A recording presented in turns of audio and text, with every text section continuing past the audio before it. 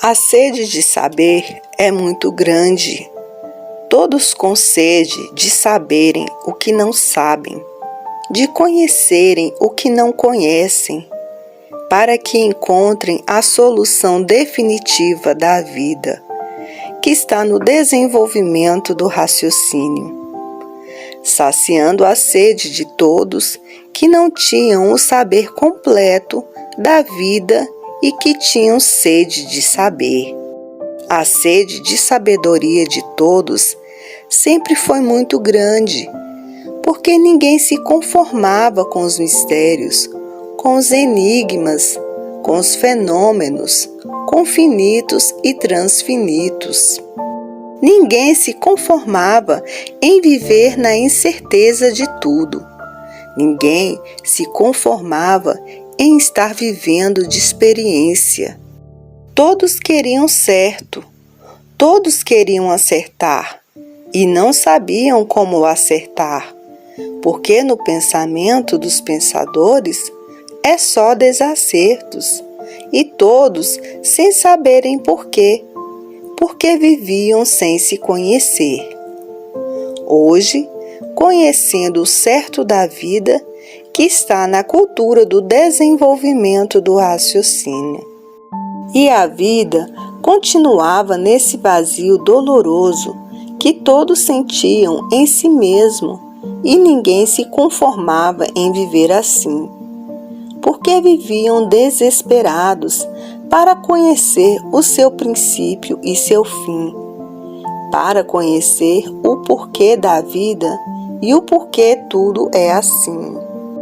E muitos não se conformavam em viver com esse vazio íntimo, causador do desequilíbrio de todos, sem uma solução da vida real que pudesse se basear para poder sentir-se conformado.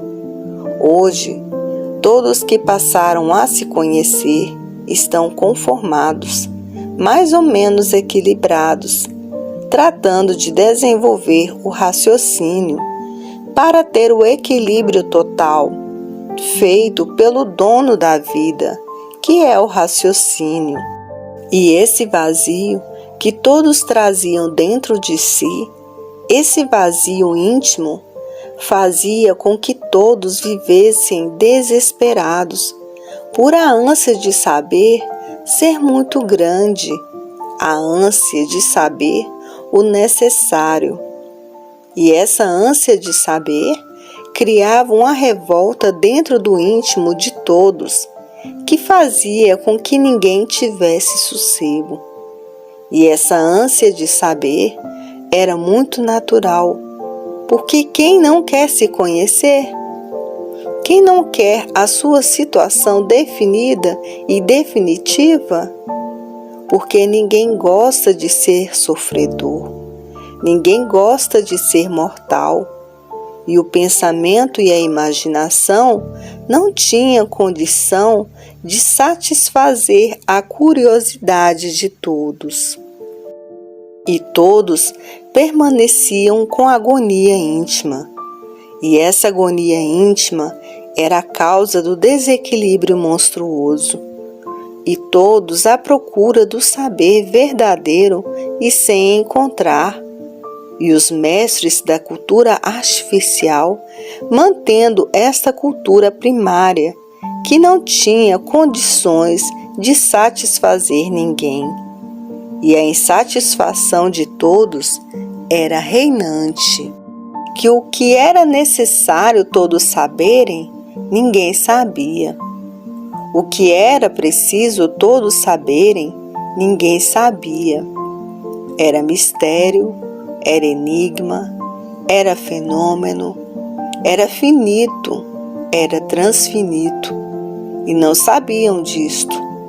E o desespero íntimo, no íntimo de todos. Uma agonia que muitos não resistiam, e muitos dizendo: para que estudei tanto?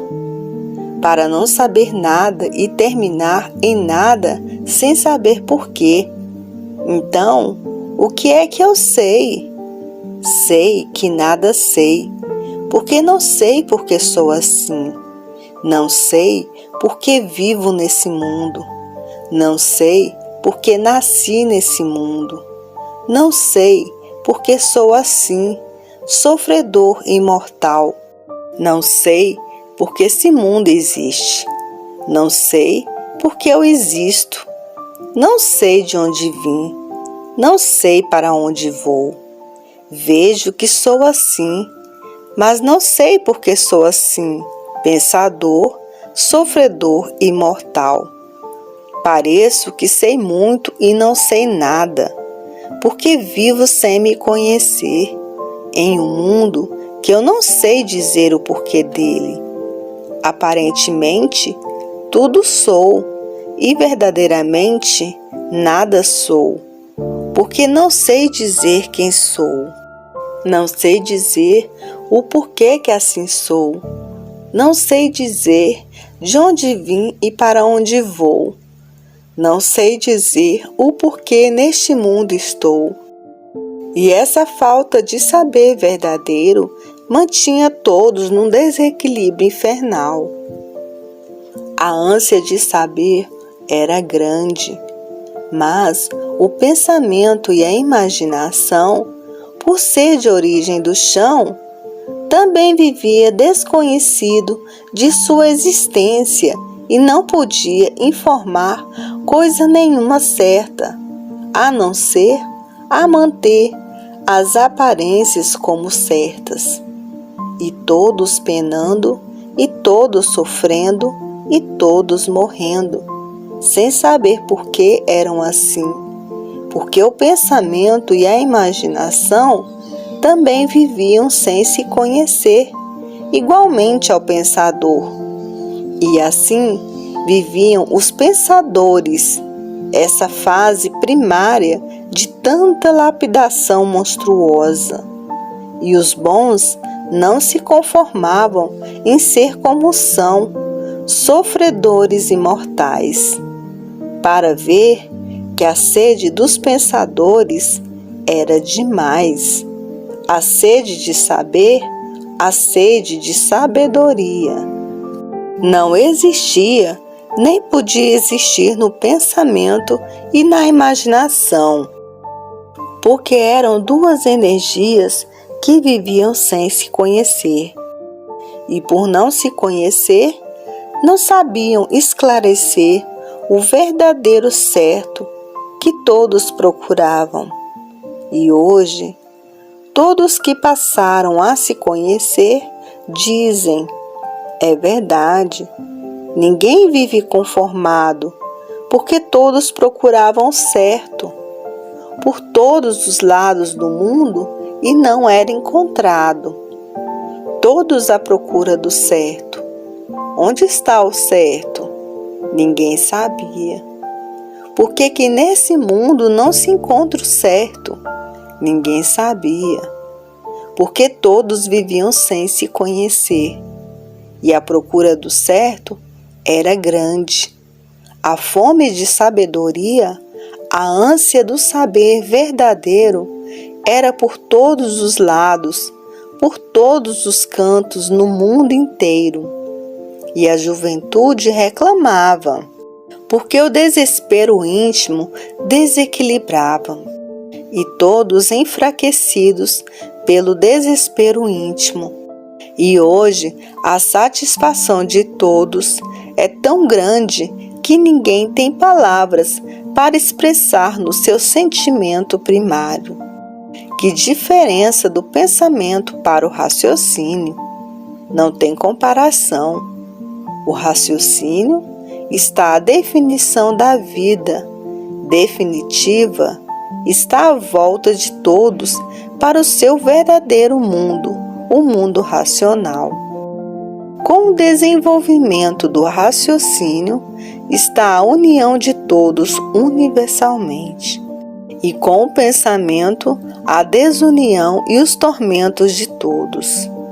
Hoje, todos que passaram a se conhecer estão enriquecidos por saberem quem são, de onde são, de onde vieram e agora para onde vão. Mais um pouquinho, todos passarão a se conhecer universalmente, porque é o que todos estão necessitando para deixar de ser sofredor e mortal. Porque ninguém está mais aguentando a vida do pensamento. Por quê? Porque a fase do pensamento terminou. E por ter terminado a fase do pensamento, os pensadores entraram em colapso, como aí está universalmente. E assim, hoje, a fase é racional e todos têm que desenvolver o raciocínio para encontrar o equilíbrio necessário para viver, porque sem equilíbrio ninguém pode viver.